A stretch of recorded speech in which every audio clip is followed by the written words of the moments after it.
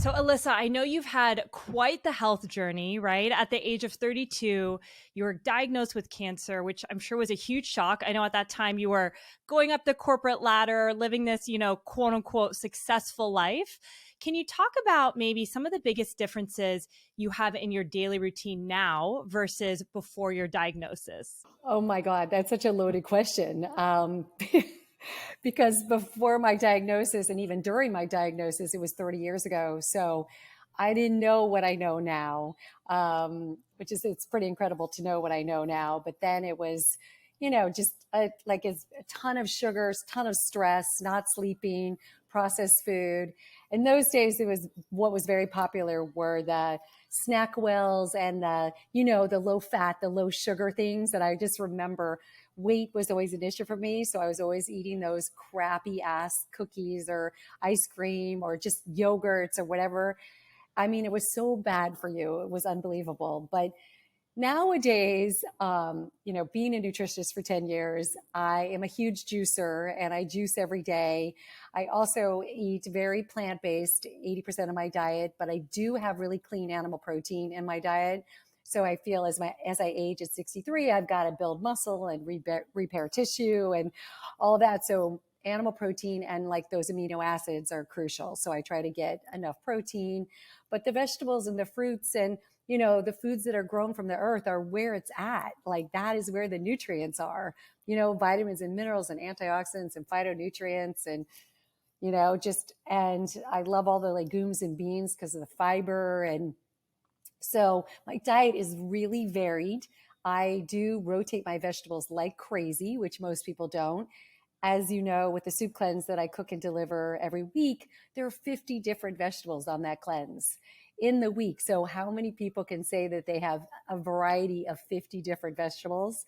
And also people are getting over 10 cups, maybe 20 cups of vegetables a day, which is also kind of wild.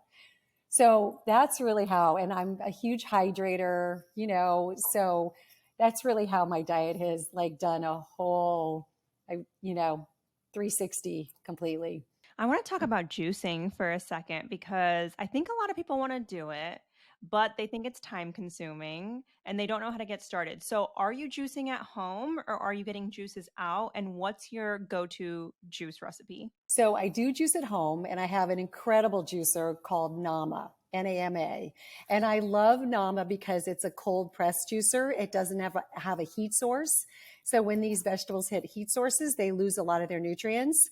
So the Nama is fantastic for that. A little bit pricey because it's $500. So a lot of people can't afford that. You can throw these vegetables into a blender too. So sometimes you just got to like actually deskin the lemon or juice the lemon, to get in there. I do cucumber, celery, lemon, ginger, and then I throw in parsley and cilantro. I just did a blood test that I was very high in heavy metals. So then I've been doing parsley and cilantro because they're huge for heavy metal detoxing. I'll throw in some dandelion greens. I mean, I will rotate, but my base is celery, cucumber, lemon, ginger. And people can go to Whole Foods. They can go, especially LA is huge, Creation, Erewhon. Like there's so many fabulous juice places here in LA. There are not as many outside of LA, but you can, like I said, everybody seems to have a blender and they can chop up these vegetables, even romaine, and pour some water in there, some cucumber, chop up their celery, put some lemon juice in there, maybe even just put a little inch or two of ginger, but deskin it and blend it. And they could that, and also they get the fiber.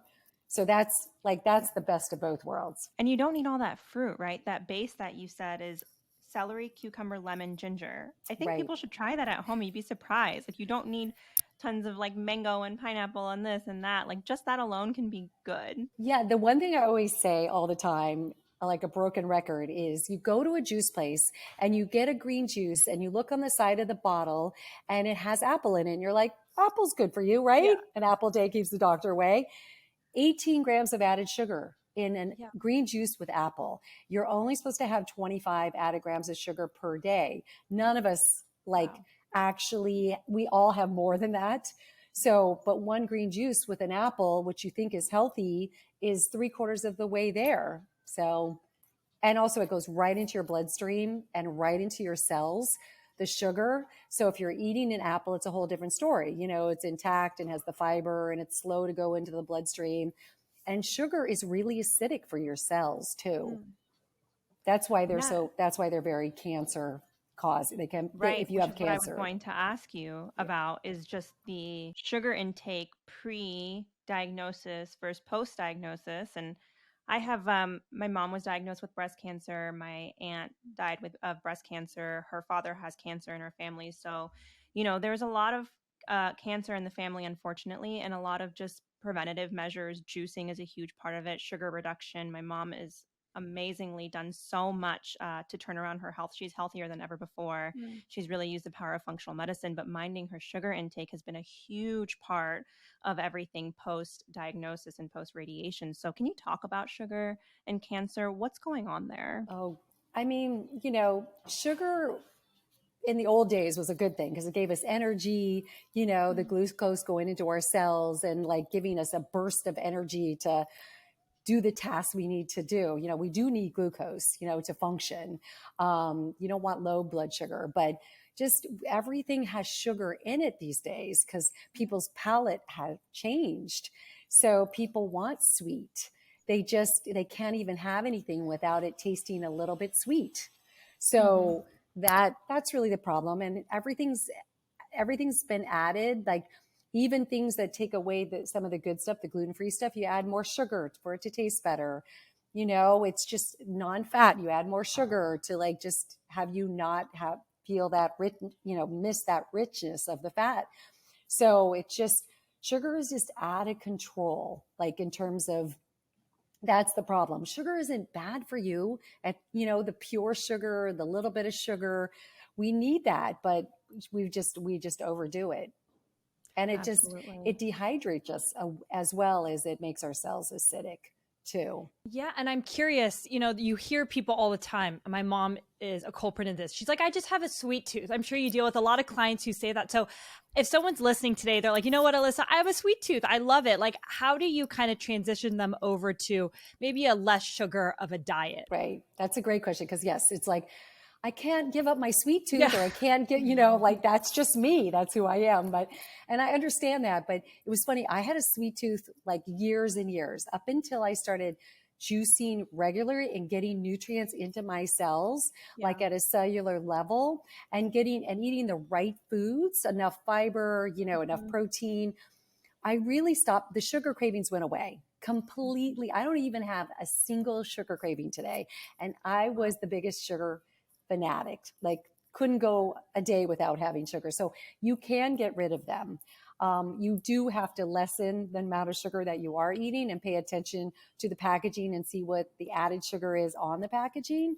When I have a sugar craving now, I have berries or I have fruit, and it's definitely subside. It like helps that sugar craving. So, but also there's a disruption in your microbiome that I have found with clients. Like they have too much bad bacteria or fungus or pathogens in there, not enough good bacteria. So when we do have more bad, then we crave more sweet. We crave more carbs, simple carbs. So we crave the bad stuff.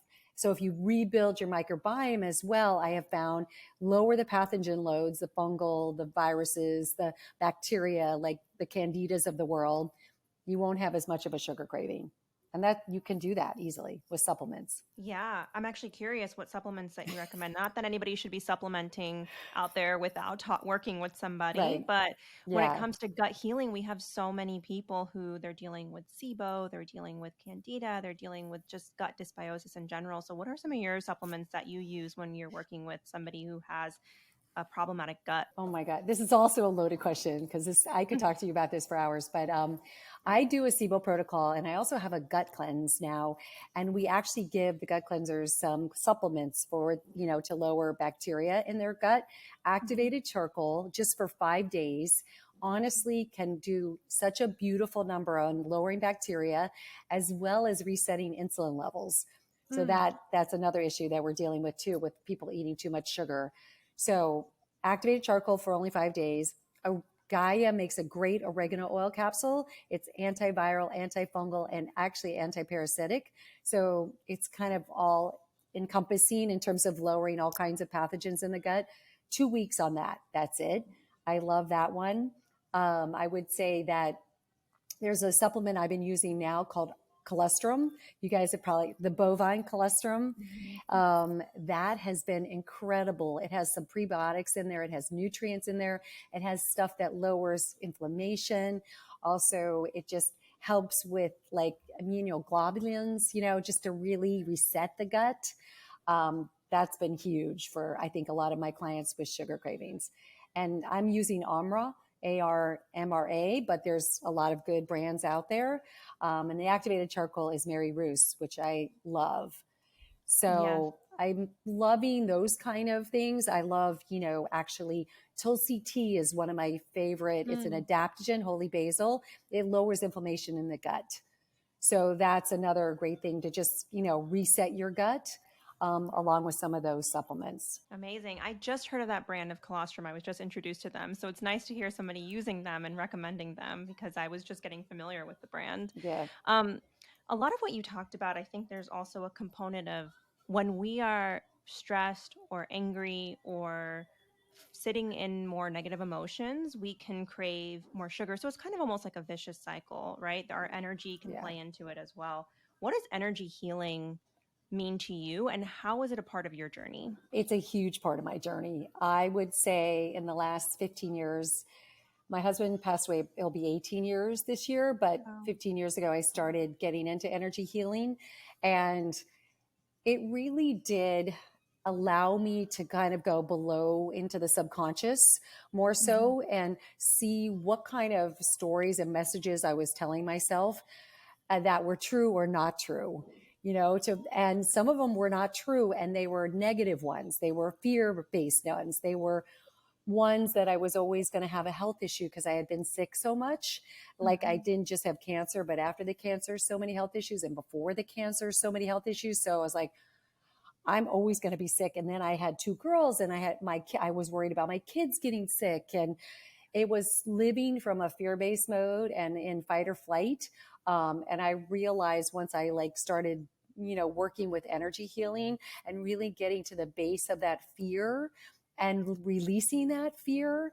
And also I never thought that I was going to be calm or peaceful or, I always was like, oh my God, what's going to happen next? Or, I was always driving myself kind of into the ground, work wise, lifestyle wise, everything. I was also orthorexia. So when I got into the health world, it was also, I was overdoing everything. I was overdoing the health food. I was overdoing and I didn't know how to be mellow or calm, which is embarrassing to say. But the energy, I can relate to all of that so much. Yeah. The energy healing helped me mellow out hugely and just realize that I got the feeling in my meditations, in my healings, that the universe has my back, that I'm going to be okay. Yeah, shit's going to happen to me. Like I am going to have health issues pop up, or the girls are, or my friends and family are, and my clients are, but everything is going to be okay at the end of the day. And also the same with my fear-based mode of living, like I'm always going to get, always going to be sick. I realized that was just something that had been implanted because of the fear of the past illnesses. So I realized it wasn't true. And I was able to really, wrap my arms around it and be like, you're going to be okay. You can calm down now and just, be able to really live a calm, peaceful, happier life.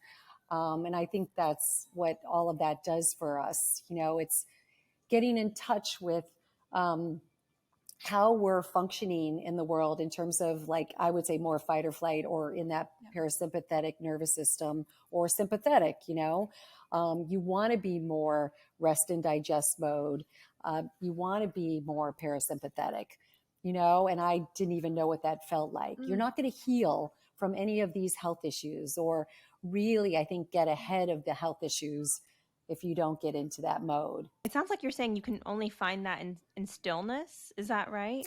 Yes. Yeah. You've got to tap into the stillness and into your intuition and your instincts and really see, what is like true or not true, or what is serving you or not serving you.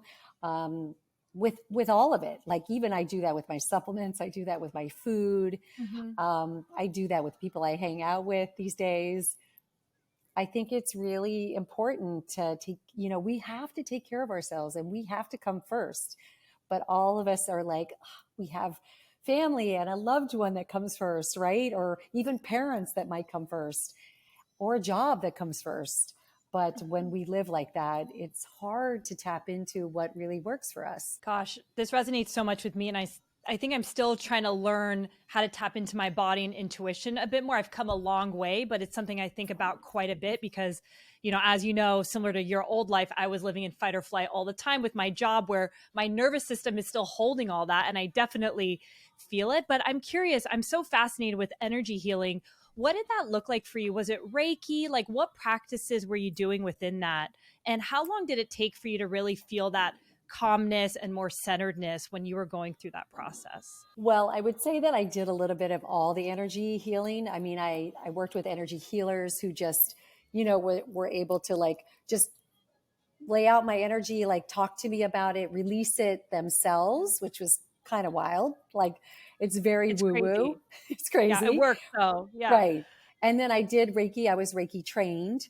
I did a little bit of everything. I also have done plant medicine, which was, I think, very energy like resolving for myself as well, going into that subconscious with plant medicine and releasing a lot of those fears and thought patterns and things. So I feel like I've kind of done the gamut. And I would say like it took about 2 or 3 years, honestly, to get to a place where I felt calmer. I mean, I'm still working on it, as you can imagine, and I will be for the rest of my life. Yeah. But it takes a while because sometimes it takes a bit of trust and faith. And for me, it took a while, which is hard, because some people can probably get there quicker, but I definitely wasn't so trusting and didn't have so much faith in the universe or in the people that I was working with. And even though they were fantastic people, I wasn't sure if they really, I was distrusting. And now I'm overly trusting. Yeah. You were on the podcast with Yasmin Behind Her Empire before, and you shared your story, but I'm sure there's a lot of people who are listening to this who haven't really heard your story before, or maybe they're just getting familiar. You mentioned before that your husband took more of a traditional approach with his cancer treatment, and then you took a more unconventional approach with yours. How did you come to the place of understanding your intuition in that moment and knowing what was right for your body? Because I'm sure there's a lot of people who are listening to this who can relate, and everybody's body is so unique and so different, and whatever they need is so specific for them. But how did you come to what you decided you were going to do for yourself in that moment? Well, it was fascinating because I was lucky when I was growing up. My mom had asthma, not that she was lucky with that, but she went to a health ranch called Rancho La Puerta in Tecate, Mexico. And I think it had been there since the 60s, so it was way ahead of its time. They grew their own food. It was plant-based. You went off the grid. There was one phone on the ranch. You hiked every day. You did yoga, meditation, massages. I mean, 60s and 70s and 80s even, that was kind of wild. So I went as a teenager with her and her like 20 friends once a year. And I think I might have talked about this on your podcast, but I don't know if I did. But, in 7 days, you're there from Saturday to Saturday. I watched these women who were like, 20 years older than I was completely transform. Wow. I mean, they came in heavy, depressed, not sleeping, hormonal issues. And by the end of the week, they were happy, dancing on tables, just like really different people, losing weight naturally in the 7 days, not having to work at it so hard. It was really wild. So I think that I was like 15 to 17 when she took me. And I think it just was able to sink in like, wow, food can make a difference. Lifestyle can make a difference. Not that I wanted to be there. There was no part of me that wanted to be at this ranch with these old ladies. And also with one phone, I just wanted to be home with my friends and eating sugar, and crappy food. So, but that laid a base for me. Like I saw that could be transformational. And when I got cancer, I wasn't eating like that. I wasn't living my life like that. And one of the 3 doctors that I went to see when I got the diagnosis sat me down and he said, do you love what you do? Do you love your job? Do you love your husband? Do you love your life? And we had just moved from New York to LA, and I didn't love LA. It was not an easy place to infiltrate because New York I had been there for 10 years and all our friends were there. And it was just like, it was really hard. I was working for Vogue magazine, which was not a fun place to work. It was so stressful. So I was like, I hate my job. I'm not loving LA. I don't know where I stand. And he goes, basically said, do you love yourself?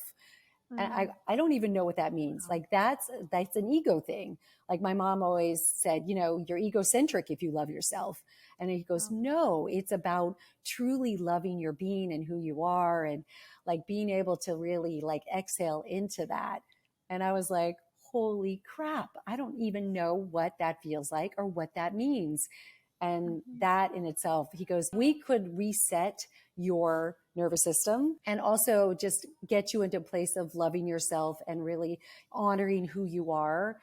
We could get you through this. And that was huge. That was 30 years ago that a doctor said that. Wow, that is incredible. I know. For a doctor that would just mean so much to so many people who probably never even been asked that before. No, doctors today still don't ask that. That's what drives me crazy. Right? Yeah. Even when you have a simple illness, not cancer. But yeah, he was a radiologist oncologist at St. John's. Wow. And he was a regular doctor. He was Asian, so maybe he came from that culture. But it was such a beautiful thing. I was like, oh my God, thank you. Thank you. And so I went into self-help therapy. I went into talk therapy. I read every self-help book. I went into yoga. I started meditating. I started eating plant-based. Like I kind of tried to recapture all the things that I learned over, my lifetime. And I went into my gut instincts. I knew chemo was not good for me because I had a low white blood cell count, always dealing with that issue. And so my immune system was always a little bit compromised. So I always had to watch it. And I just was terrified of chemo because of that. And I did radiation, which I wish I hadn't done radiation either, but I did to appease my family, and to appease the ones around me because they were all just a wreck that I wasn't doing the full chemo and radiation. Wow. Yeah. So with the radiation, I got hypothyroidism because they radiated my thyroid. Oh, interesting. So, and I still, my thyroid shrunk when they radiated it. So it never came back to full size. So, wow. Yeah. Yeah, that is it. And you had stage 1. Was it stage 1? Yeah. It was an early stage. Okay. Yeah. Okay. And his was stage 2. And his was stage 2. Yeah. His was stage 2. And his dad had passed away from cancer. So I think, he had this fear factor in him that he was 2 years old when his dad died. So I think that was just like set in him that cancer could kill you. And I think that fear, he went into like fear-based mode, like crazy. And, I wasn't in his body, so I can't say for sure, but it just felt so much more fear-based than where I was coming from. So I was lucky in that way. I'm curious, when this doctor started asking you questions about, are you happy with your life? Are you happy with your job? And it definitely seemed like it opened a can of worms for you to just start looking at your life completely different. How did you approach this great job that you had at Vogue? Did you immediately quit? Because even if even if you start eating well, doing yoga, working on yourself, that job can still hold you back when you're so stressed. So I'm just curious, how did you think about your career at that point in your life when you were going through so much? Yes. Well, I had a leave of absence and did not want to go back to that job at all. Knew instinctually that it was not the right place for me. I did go back, not listening to my instincts for about 3 months. And I Okay. ended up like that first month getting shingles because Oh again, no. probably wasn't ready. And because my immune system was compromised, it was awful. And I quit. Yeah. After that, I was like, you know what? It's not worth it. And then I was in the advertising business, and then I found a job that was perfect for me, Mm. slower. I operated the office on the West Coast, and I don't know, it was just a really beautiful group of people who were warm and loving. And yeah, and that was what was beautiful. So I'm, as a lot of times when we get these things and they happen to us Yeah. and we look back and we're like, oh, thank God that happened. I mean, it was scary at the time, but like looking back, it really did change the trajectory of my life. Yeah, absolutely. And it's such a good question that the doctor asked you for anyone who doesn't even have a diagnosis or maybe just not feeling like themselves or feeling off of like, do you love your life? Like, do you love Yeah. yourself? Do you love your family? Do you love your friends and what you do? Because life is so short and Mm. any minute that we spent not like loving it is just it's a wake up call in a way. So I think that's such a gift that this doctor gave you and shout out to them wherever they are. I know because we were like, I don't know, you guys brought up like that to love yourself. I mean, we weren't brought up in my generation like that. That was, like I said, egocentric, and it was all about you. It wasn't all about you. It was all about everybody else, Mm-hmm. my parents were all about like giving, giving, giving. And that was transferred to us. So when I talk to my clients now, always ask them that question. The ones that are going through cancer or autoimmune stuff or heavy duty digestive issues, Mm. what's going on with you? How are you taking care of you? Every single one of them says the same thing. I don't love myself. I don't know what that's like. I take care of everybody else. I love everybody else. And you're like, but like you're the most important one here. How are you able to take care of everybody else when you're not being taken care of? And we do know that from getting on an airplane all the time and having them tell us about the oxygen mask, but we get off the airplane and we do the exact opposite, right? And Absolutely. thank God Yeah. these days in the last years for podcasts and meditation, right? And all these beautiful things out there that are telling us that we need to go back, we need to go to that place. Yeah, That is crucial for healing Mm-hmm. for and sure. And also like recovering. I just think of like I'm a new mom and how when I don't take care of myself, Yeah, I kind of like show up so half-assed for my daughter, right? It's just like I'm going through the motions, I'm not like present with her.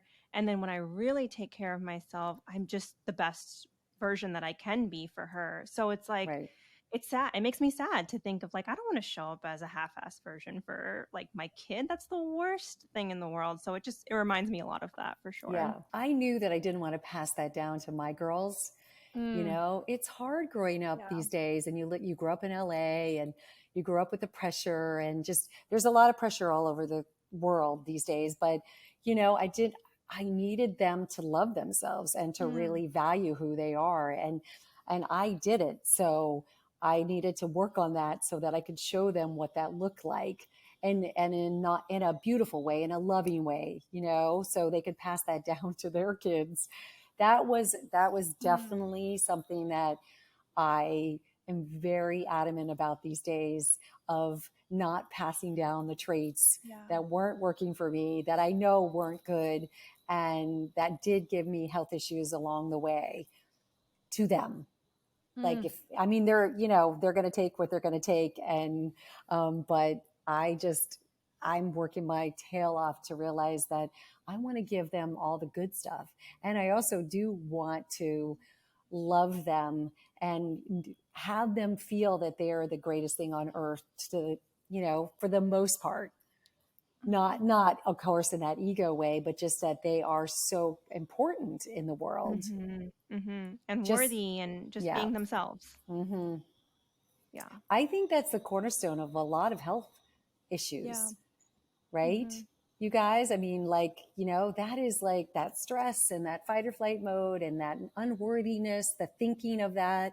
Those are negative thought patterns. You could turn on and off your immune system Yeah. by positive or negative thought patterns. Absolutely. Especially women, right? We always talk about on this podcast, women have more autoimmune diseases. Why is that? Like, sure, there's all the hormonal components and all the intricate things that go on in our body versus men. Yeah. But there's also this other, like, women feel so much more unworthy than men do. I'm just going to say, I know it. I see it in my friends. I see it like in my family members who are women. I see it in myself. Like, we're just, the way that we grew up is just that we feel like, okay, I have to people please, or I have to do everything for everyone else, or I'm not good enough. And it's like, no wonder women are struggling with more illness than men. Yeah. And we take it to heart. We take it like, in our gut and in our heart. And, we have to restore ourselves through our adrenals mostly. And men don't have to restore within their adrenals. That's another thing too. Like with sleep as well. I think women need 8 to 10 hours of sleep. Men can get away with 6 or 7 because we have to restore our adrenals. That's really crucial for us mostly. And they just have to restore with most of their drive comes from their testicles. So ours is our adrenals, so that those adrenals get taxed and that throws everything off, as you guys know, hormones and thyroid and all of it. So yeah, it definitely is. We're built differently. Yeah. And I'm curious. I mean, this resonates a lot with me. The days that I don't sleep, I automatically get sick quite fast. So that's kind of like my red flag. But what else can we do to support our adrenals? So you mentioned women need around 8 to 10 hours of sleep per night, which is wild. I'm sure a lot of people listening don't even get that. Like when I get 7, I'm like, yes. And I have no kids. But what else can we do to support our adrenals since it's so important? Yeah, I would say, well, the stress, trying to like just moderate your stress throughout the day is huge. Also, I absolutely love adaptogens. I mean, I love ashwagandha, as you guys know, holy basil, which is the Tulsi tea. Holy basil is the queen of adaptogens, so I really love holy basil. But ashwagandha is fantastic. Maca is great for, one of the ones that I use a lot is licorice root extract. If you like a licorice root tea, that's an easy one to kind of add to the regimen to like really restore your adrenals. It's the number one herb to restore your adrenals. But if you have high blood pressure, I always reference that. It does raise your blood pressure. So if you have high blood pressure, don't do any licorice root extracts. The tea you could do, but not the extracts. But I love the extracts because I have very low blood pressure. So that you go 2 weeks on and 2 weeks off of this Nature's Answer licorice root, it is incredible for your adrenals. And then doing some adaptogens and then the sleep and the de-stress and yoga is great too. Yeah. Like, right. So yeah. Do you drink coffee? I do. I can't give up coffee. That's one of my vices because I love the smell, the taste. Like I absolutely, it's so, it's not good for the adrenals. So that is definitely one thing, but I love how it wakes up my senses and my mind. Same. Yeah. Same. Yeah. Yeah. And you talk about your cleanses, which I want to talk about more. So there's so many different ways to do cleanses. How do you incorporate cleanses? Tell us more about it and why are they so powerful? So my cleanse is really all about just eating real food for 5 days. You can reset your body in 5 days. If you take out the added sugar, gluten, dairy, processed food, foods with hormones or fillers or additives, and you eat real food because your body knows how to metabolize real food. And also one thing that's really fascinating is that it takes about 14 hours for animal protein and cow dairy to go through your small intestine. And it takes 90 minutes for plant-based food. So this is wild. I learned that from Dr. Zach Bush.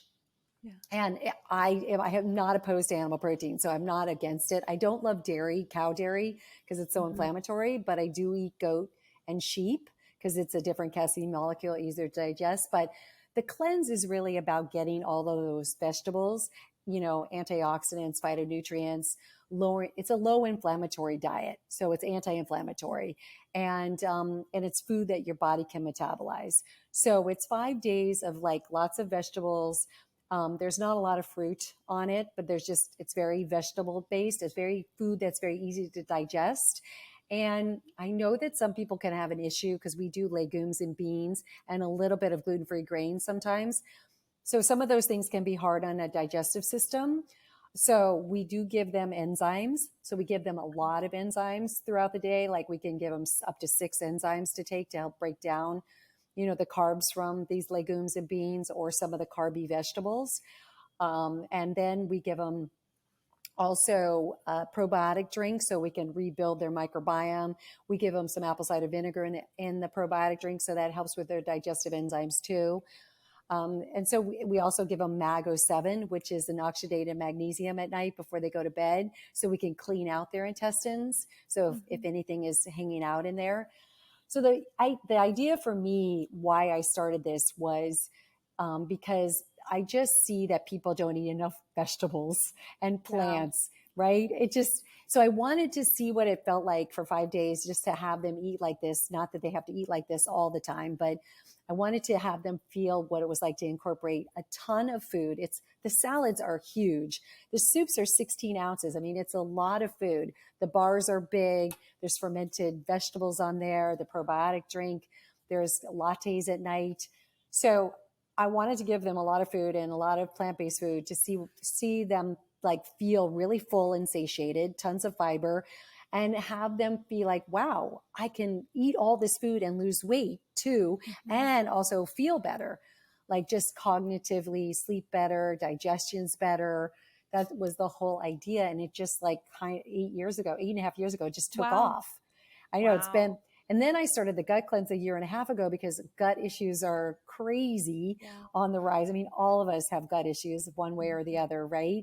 And so I give them activated charcoal. Now I give them 50 grams of fiber, but I do tell them to be really careful with the fiber. I give them chia pudding in the morning, no bars, because the bars are the one thing that have a little added sugar. So I don't give them any sugar on the gut cleanse. Chia pudding, sauerkraut instead of the fermented veggies, and then the tulsi tea at night. So we just do a little bit of a different rotation with the gut cleanse. And that has been fantastic too. We give them enzymes. So we just really try to support, their digestive system. That has been really fun. 1.5 years later of just doing both of these cleanses. And the gut cleansers are amazingly going to the bathroom up to 3 times a day. So you really, to detox and cleanse your body, you have to go to the bathroom after every meal. You should. That's the problem, is we have food in our intestines hanging out for years. Like, it's crazy how people don't realize that. Like, they do autopsies of people who pass away in car accidents, and there could be up to 50 pounds of food in their intestines. No way. Colon. Because we just think, oh, food goes in and out once a day. We go once a day, we get up and have our coffee, right? But it doesn't work like that because we're stressed. So our digestive system shuts down. We're not hydrated. We don't have enough fiber. We might be eating too much animal protein or dairy or like processed food or crappy food, our sugar. And it's just our digestive system and our colon just aren't working as well, or our intestines. I mean, the intestines are a length of like a football field. There's a lot to go. There's a lot of, room for the food to go through to get out, but it's really wild. So I love giving these guys, a break from digesting things that take a long time, as well as cleaning them out. That's the goal, is to clean everybody out, whether it's a regular cleanser or a gut cleanser, because I want them to go 2 and 3 times a day. Once a day is considered constipated these days, which is crazy. Wow. I know. And in the old days, you would go after every meal, like a dog. Wow. Yeah, it's like babies. Like babies. Yeah, like babies. Yeah. You're right. Exactly. Yeah, but we've just screwed up our guts, and we really don't know how to do it. And it isn't that hard, if we're hydrated and we're trying to eat and be not stressed and we're eating enough fiber, we probably could do it with those 3 things. So I love that you're focused on getting people more vegetables, because I think both Yasmin and I have realized, like, we are not eating enough plants. Really? Yes. I think even as much as we are conscious, like, we still are not getting the amount of variety. I think that, I don't want to speak for Yasmin. No, it's the same. I mean, and you're doing a way better job than me. But I think it's like, True. have you guys been following the guy. I don't remember his name, but he's the bajillionaire who's after longevity. And Wait, he eats so many like they showed his grocery list or something. I was talking about it with my brother. He eats so many plants because this is the thing. Like this is the thing that he feels is unlocking. He wants to age in reverse. It's a right, wild story. I right. highly recommend It's looking not, it up. is he a doctor, Peter Attia, or No, No, it's no, no? he's he's a the Is, founder of tech. Braintree, I think. I think oh, so. Yes. Forgot okay. his name. He's Yeah, the he's a founder of former tech Braintree. guy. Okay. Yeah. I know who you're talking about. Okay. Yes, and it is so he's eating so many Many plants. vegetables. Yeah, So plants. many vegetables.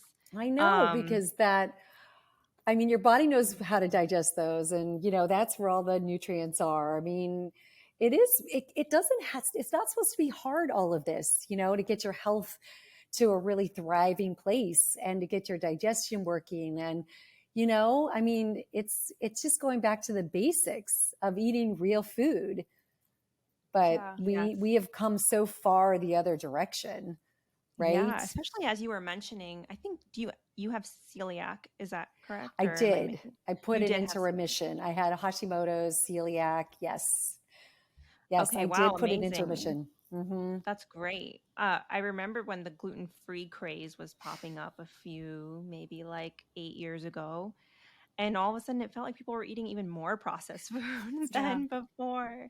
So And a that, lot of the you even guys, that's still happening, because Yes. all of those plant-based milks and cheeses that aren't clean, Mhm. have a lot of fillers and additives, or the meats, as you already know, Impossible, or, burgers. I mean, they have a lot of crap in them. So, you go back to basics and eat a regular burger if you're not vegan, that Mhm. you're getting more nutrients, you're not getting all the fillers.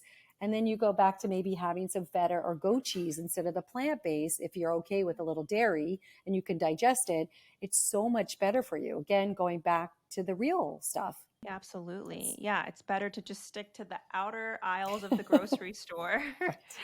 versus like the inner ones. Right. It's true. I Yeah. know. It really is wild when I get when they tell me what they eat for the day. And I'm like, Hmm. wow, it's a little lettuce and a salad and some cucumbers and tomatoes is their vegetable, and maybe some broccoli for dinner. That's the basics of what I get. Yeah. Yeah, it's amazing. Well, I'm so excited about your cleanse. I want to try it myself. I love that you're getting people more vegetables. I want to ask you a question that we started asking last week. It's a little more of a fun question. It's a little sensational, but we love it. It's a TikTok trend, and the question is, what are three things? It could be more, it could be less, that you are like, absolutely not. I'm not putting this in my body. I would never do that. Okay, it would be oh God, that's a hard one. It would it would definitely be probably like the sweeteners, the fake sweeteners. Definitely no fake sweetener at all. I think those things are really disgusting. I would have to say I really hate the fake meats too. I mean, I don't eat any of that, any of those.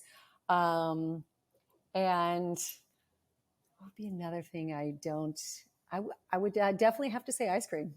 Oh, I really? know.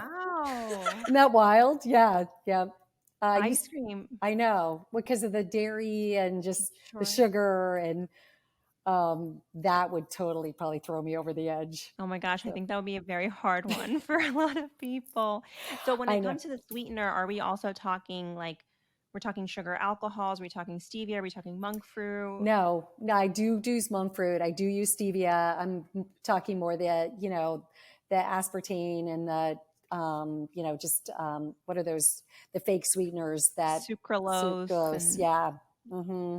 Yeah. More of those, I think, are just the Splendas of the world, Truvias, that kind of stuff, or diet sodas. Yeah. I can yep. taste that Mm-hmm. fake sugar. Fakeness. What I love what you mentioned, going back a little bit about your cleanse and how you're saying you just wanted people to feel like 5 days of what it's like to eat real food. And it sounds so simple, but it's like mind blowing. Even with beeya, we have women who do it for a month consistently. And, they're just getting a lot more fiber, a lot more nutrients because we don't get that in our daily diet. And they're like, I feel amazing. So I'm curious, like looking at your typical day, right? We're not doing cleanses all the time. So what is a typical day in Alyssa's life of what you're eating, and how are you setting up your meals? Okay, good question. So I definitely juice in the morning, coffee, Okay. water first thing. Like, Yes. actually, this is really wild because, I always talk about this on all the podcasts. 16 ounces of water before your coffee is like life changing, or before you eat, or matcha, or all that. Then I definitely do black coffee, and it's always organic because coffee is really toxic. I would say I juice. I'm definitely an intermittent faster. I probably shouldn't be, but I do love the lightness that I feel, like, in the creativity that I feel with not digesting food in the morning or till noon. So noon is like, I absolutely I'm obsessed with my salads, but I'm also obsessed with, Erewhon makes a dandelion salad that has chickpeas and quinoa in it. I love bitter greens like arugula and radicchio, and I don't love kale, but and dandelion greens, because they are incredible for your digestive system, and also they cleanse your liver. So I can't get enough of this dandelion green salad from Erewhon, and you can actually make it at home as well. I think I have it on one of my reels and on my website. That would be like my lunch. It definitely is plant-based. I absolutely love Cocoa yogurts, the vanilla one, with the Same. probiotics. 8 ounces of that jar is 200 billion probiotics. It's crazy. Wow. So I love that. I would also sometimes put that colostrum in the yogurt. Oh. I do add collagen powder to my water and things like that to get enough protein throughout the day. And at dinner, I will have animal protein. So I'll have clean salmon, or sometimes every once in a while I'll have lamb or chicken, lots of fish. I'm very much more of a pescatarian when it comes to that. And I would say then I have fruit for dinner. I mean, not terribly exciting, but lots of vegetables. I would say half the plate is vegetables at dinner. I eat small portions of animal protein, so they're like 4 ounces. And I always have a salad at dinner as well. So I just try to get the leafy greens in there and the vegetables. And then at lunch, there is usually tons of vegetables and lettuce and things. So, and tons of water throughout the day would be like the perfect day. There are definitely some bad days too. Of course. And if you're not watching this video, I'm always like, Alyssa's face is glowing. Like, it's incredible. Her skin, everything. So you're doing something right with all the plant-based and getting the right nutrients in your system. So it's good to hear. And one thing you mentioned about intermittent fasting that I just want to like underscore, you said for you, it feels good. I know that doesn't feel good for everybody. You know, women in their reproductive years, like for me, it's tough not to eat in the mornings, but I love how you said, it feels good for you. You feel like you're more creative. You feel like your digestive tract is a little bit lighter. So I just want to say that because I know it's so different for so many people. And a lot of people ask about intermittent fasting. Well, I think if you have adrenal fatigue, it's not good. If you have adrenal fatigue, if you have blood sugar issues, not good. And we have a lot of people out there with adrenal fatigue and blood issues. And I do have a little adrenal fatigue because I'm a type A and I'm an Aries. I'm like, yeah, let's get going. Like I move fast. So I'm sure I burn out my adrenals. So that's why I say sometimes it's good for me, that intermittent fasting, just because of the creativity, but sometimes it like can really drain me too. And I'm curious, what is your like daily stress management ritual, if you have one? Like you've done all this work, but how are you maintaining it in your day-to-day life? So I would say, I mean, the sleep is huge. Like I am very religious about, getting that 8+ hours. I love the Aura Ring so I can measure my sleep. I love the 8 sleep mattress too, because that's been amazing. It's made my deep sleep and my REM better. So I do feel better with my stress levels. I also love all these devices, the Apollo, which actually helps with your heart rate variability. Have you heard of the Apollo? I haven't. No. You haven't? Wow, No, I am I shocked. Yeah. Yes, it's a band you wear, and it's an app on your phone. And when you want to de-stress, it sends some signals to your wrist or to your ankle or wherever you wear it. It's like a vibration, and it calms down your central nervous system. Or if you want to like kind of rev yourself up and get yourself more engaged, it will do that too. So it's called the Apollo, which is pretty cool. I love meditation, even just 5 to 10 minutes. I work with a hypnotist meditation person that is exceptional. She just finished this course, 7-day course of how to operate in the world as a highly sensitive person. And didn't want to admit, I am massively sensitive, because you walk into a room and you feel people's energy. Yeah. You know, like I think there's a lot of us these days that are really highly sensitive, and like we just get affected by things so quickly. So I have to really protect my energy like crazy, you know, when I'm out in public or out in the world or even with my calls. And so basically I have to really like cut energy cords constantly with people, even though I love them, but just don't want to take on their energy. And then yoga is a lifesaver, just calming, getting me back into my body. Yeah. I love how you're just saying like cutting the energy. I feel that way. And it wasn't until I mean, this can be a whole nother podcast, but I also did a plant medicine journey with Drew and our in-laws and a family. It was a whole affair. Yeah. Which is fun. We should do a podcast on that. Oh Yeah. my God, Yeah. you should. Wow. Yeah, it was amazing. Everyone had such a different experience, but the biggest takeaway I took from that, you know, also the retreat was like 3 days of not being on your phone, even before any plant medicine. So it was just a good time. I've never done that in my life, to just be with myself. And I realized just how much I'm affected by energy. And it doesn't mean that like, and maybe it is because I'm also a highly sensitive person. And I just realized, man, I feel everyone's energy more than people. And every time I do a podcast or I go to an event or I throw an event, like as much as I love it, I definitely have to come back and just like refuel myself and be very protective of like the people I'm around, because it definitely can impact me more so. And I think just that experience that I had gone through in that like mini retreat was very eye-opening. So I just love how you are incorporating that, because it's really important. And I think a lot of people don't realize like how much energy is kind of going away with certain people. Like I kind of thought it was in my head. I was like, oh, I'm just, you know, it's in my head, it's me. But then after that experience and talking to more people, I'm like, no, I'm going to be protective, and it's how I feel. And it's really amazing. So I love hearing that. That can be life-changing for people, you know, because I think we were brought up also like, you're so sensitive, you shouldn't act that way, you shouldn't respond that way. Oh, it wasn't such a big deal, or whatever, you know, your feeling was, and it wasn't validated. And yes, I mean, all of us, you know, that's a cool thing to be sensitive and to be compassionate and to want to help others. But then you do tend to, like, when you're in that space, take on that energy, and you want people to feel good and to be happy, right? Yeah. And that's a lot to take on. So, and then you just drain, everything goes out of you. There's nothing left for you. And then again, we're back to like what we were talking about in the beginning of the podcast, that lack of self-love. It's not the lack of self-love, it's just the lack of like energy and, you know, just vitality for yourself. And that's not okay either. Yeah. If anybody is into astrology who's listening to this, there's an app called The Pattern, which we use in our family. It's amazing. It's very cool. Really? And it's so awesome. It's so on point. The Pattern is the name. And I'm giggling to myself because every single one of my patterns, it gives you about like 5 patterns that are your core.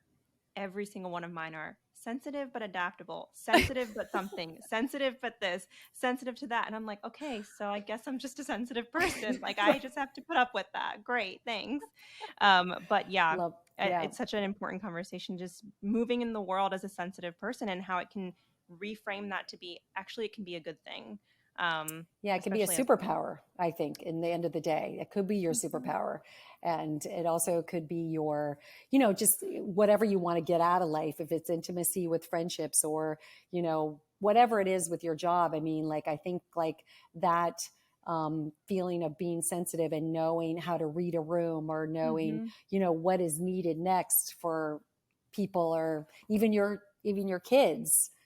That's a pretty powerful thing. 100%. Yes. Well, what a lovely conversation. I feel inspired to eat more veggies. Same. I feel inspired to do more energy work. Same. Yeah. You guys are going to have to report back to me how many vegetables you had on Friday. Oh my God. Totally. Totally. I need the accountability. That's good. Yes. Yes. 100%. Thank you so much for joining us. This was such a great conversation, and we super appreciate you being here. Oh, thank you so much for having me. I'm always honored to be asked. So, and I just love Yasmin. So thank you very much, Yasmin, for thinking of me. Of course. Thank you so much, Alyssa.